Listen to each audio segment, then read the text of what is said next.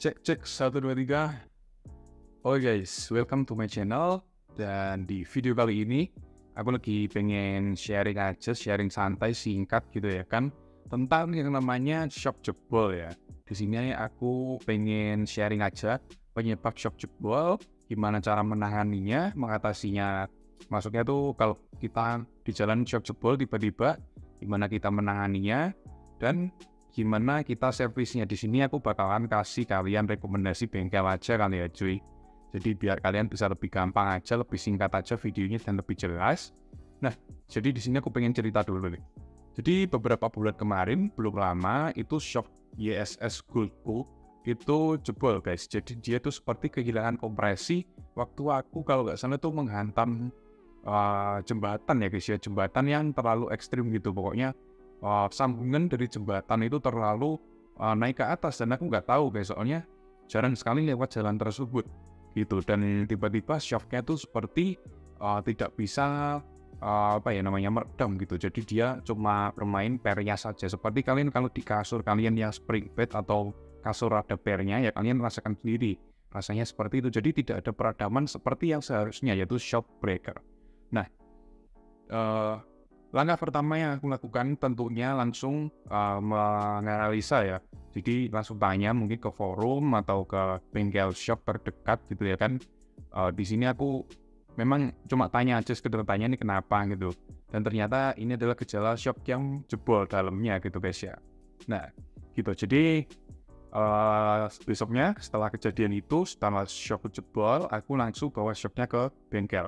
Maksudnya bawa motornya ke bengkel untuk dilepas si shock YSS ini tadi. Karena shock ini kan shock variasi gitu ya, jadi aku masih punya shock orinya, aku ganti lagi gitu ke shock orinya karena ya dia ini nggak bisa main udah sih shocknya itu. Jadi kalian naik motornya itu mentul-mentul gitu guys ya, nggak ada peredamnya sama sekali, bener-bener sasis sama arm gitu ya, sama arm itu cuma dihubungkan sama per doang gitu, jadi nggak ada peredamnya sama sekali. Rasanya ya kayak kalian naik kasur gitu, kasur berjalan ya. Emang empuk sih, cuma ya memang masa mau gitu kayak gitu di jalan mentul dilihatin orang kan lucu gitu guys ya. Jadi akhirnya aku putuskan untuk ganti yang ori lagi. Nah, buat kalian yang mungkin masih bingung gimana sih gejala shock yang jebol dalamnya, di sini bukan shocknya mati ya guys ya. Kalau shocknya mati kan dia tuh nggak bisa main ya, bahkan macet gitu. Kalau ini shock jebol yang tandanya dia kehilangan kompresi untuk meredam benturan gitu ya. Kalau mungkin ada videonya aku taruh di sini. Kalau misal nggak ada, sorry banget ya guys ya, karena memang aku udah ganti HP dan beberapa video memang hilang. Jadi ya sorry banget kalau nggak ada. Jadi aku gambarkan aja. Jadi shock jebol itu, kalau misalnya kalian panik shock pasti kan ada rasa keras-kerasnya gitu lah ya. Pokoknya kalau dia kena lubang dia tuh ya membalnya tuh halus gitu lah, pokoknya kasarannya seperti itu ya. Nah kalau sampai jebol atau kompresinya hilang, nah shocknya itu bakalan tidak punya peredam sama sekali. Jadi cuma kayak per aja, mentul. Ya pokoknya lebih empuk aja lah gitu, lebih nggak stabil tapi lebih empuk gitu. Ya itu tanda dari shock kalian yang jebol gitu guys. Biasanya karena menghantam lubang yang bener-bener kasar banget gitulah. Nah di sini aku pengen bahas penyebabnya juga lah.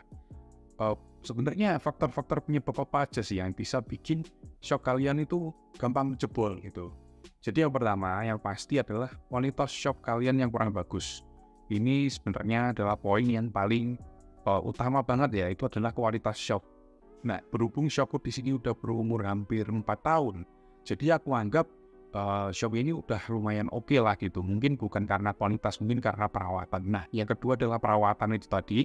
Jadi kalian harus benar-benar memperhatikan yang namanya kebersihan cuy, dari semua parts motor kalian, mulai dari bearing, as roda, knalpot, semuanya, mesin, injektor, semuanya kalian harus perhatikan gitu ya kan, terutama di bagian shock. Karena shock itu bermain ya cuy, bermain gitu. Nah dia kan punya seal ya. Nah tapi seal ini tuh nggak selamanya dia bisa melindungi dari pergesekan antara debu atau pasir dengan as shock kalian yang warnanya chrome di tengah itu guys ya. Nah jadi itu sangat krusial sekali. Jika debu atau pasir secara terus-menerus bergesekan dengan as shock di motor kalian atau di mobil gitu misalnya, di semua shock breaker lah, pokoknya kalau asnya itu selalu terkena pasir, maka akan terjadi kebocoran. Dan kebocoran itu akan lama-lama mengakibatkan tekanan di dalam tabung shop yang berisi oli itu jika ada. Tapi ya memang kebanyakan ada sih.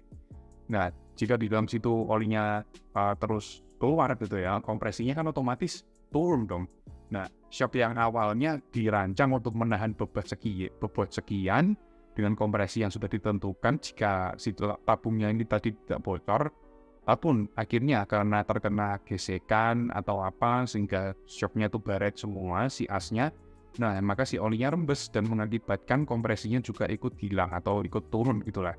Nah, sehingga shop tidak bisa lagi mendemper atau tidak bisa meredam getaran secara sempurna lagi, dan akhirnya ya komponen yang ada di dalamnya pecah dan kalah gitu karena udah nggak mampu untuk menahan karena kebocoran si olinya itu tadi. Nah, jadi seperti itu guys. Untuk cara servisnya kalian pasti akan bingung dengan biaya ya. Nah, kalau misal gini, kalau shop kalian itu kan beli di harga yang murah-murah, misalnya 100, 200, 300 ribu, mending kalian beli baru yang lebih bagusan lah gitu. At least kalian nggak rugi untuk menservis karena harga servisnya tuh bisa sampai seharga baru kalau kalian belinya yang murah gitu ya guys ya. Kayak misalnya ganti as shock itu bisa mahal banget guys, kayak kan dia beli pipa utuh gitu ya, beli besi utuh untuk si pengganti si as yang udah baret, jadi dia bisa lebih mahal. Tapi kalau masih aman, masih bisa diselamatkan gitu, kayak aku kemarin masih tipis banget, masih bisa diselamatkan, masih bisa diakalin lah gitu, maksudnya bocornya tuh minimal banget gitu, tapi tetap bocor gitu. Tapi bisa akhirnya dibenerin dan cuma habis sekitar 150 ribu guys, jadi memang gak mahal ya, seperti itu. Nah, jadi itu dia ya tadi. Oh ya, untuk rekomendasi bengkel ya, karena aku sekarang domisili di Surabaya, jadi aku bakalan kasih tahu kalian di mana bengkel yang bagus di Surabaya dan sekitarnya ya. Untuk di Surabaya sendiri itu ada bengkel Pak Ahari namanya, kalau nggak salah kalian bisa langsung cari di TikToknya. Di sini aku nanti share juga, mungkin kalau ada, kalau bener juga namanya Pak Ahari ya, kalau nggak salah inget ya guys ya. Nah guys, untuk bengkel shop yang kedua di sini ada di bengkel shop Galaxy. Nah, bengkel shop Galaxy ini pasti anak-anak motor daerah Surabaya dan sekitarnya yang zaman dulu-dulu tuh pasti ngerti lah dengan bengkel shop yang legendaris satu ini. Nah, bengkel ini tuh sekarang bukannya di Gresik ya guys ya. Kalau dulu masih ada di Surabaya, kalau nggak salah tuh daerah Girilia atau mana gitu, aku lupa guys ya. Pokoknya daerah-daerah Surabaya sini. Dan sekarang dia buka di Gresik, di kampung halamannya sendiri. Kemarin aku tanya guys ya. Nah, untuk alamat lengkapnya kalian bisa langsung aja buka di Google Maps, pasti ada. Dan ya, untuk harapannya bagus banget. Aku apresiasi sih, alatnya lengkap, masnya sabar, semuanya. Pokoknya keluhan kalian apapun tinggal dibicarakan, nanti dikasih solusi beserta biayanya langsung guys gitu. Jadi kalian nggak sia-sia lah pokoknya kalian ke sana, pokoknya jangan sampai antri gitu pokoknya. Jangan sampai antri lah gitu. Kalau sampai antri, wah lama sih kalau benerin job bocor, apalagi sampai jebol kehilangan kompresi, itu lama banget guys pasti. Karena kemarin aku aja beberapa jam gitu, hampir 5 jam lah benerin gitu, dari siang sampai sore guys gitu. Nah, so itu tadi guys rekomendasi bengkel dari aku dan juga pembahasan tentang masalah shop jebol dari aku di malam ini yang gabut ini ya kan. So makasih guys buat kalian yang nonton video ini. Kalau kalian suka dengan video ini silahkan di like buat ya biar videoku nggak sepi-sepi banget lah gitu ya. Terus jangan lupa di subscribe juga jika kalian mau mengikuti konten-kontenku selanjutnya. Jangan lupa juga follow akun TikTokku di DJV Project ya, DJV Project. Jangan lupa juga follow akun Instagramku PE_DGV. Dan jika kalian yang juga mau tertarik bikin photoshoot, video shoot, sinematik, viral di daerah Surabaya, kalian bisa langsung follow Instagram DGV_Project. Pasti harganya murah. Untuk photoshoot 10 foto, 15 foto deh, 50.000. Dan untuk 1 menit video sinematik, mau potret, mau landscape, untuk konten-konten TikTok atau YouTube boleh, itu harganya juga 50.000. Nah, kalian untuk contoh video dan contoh foto bisa langsung lihat di Instagramku di DJV_Project ya guys ya. So, makasih guys buat kalian yang udah nonton, and until next time, bye-bye.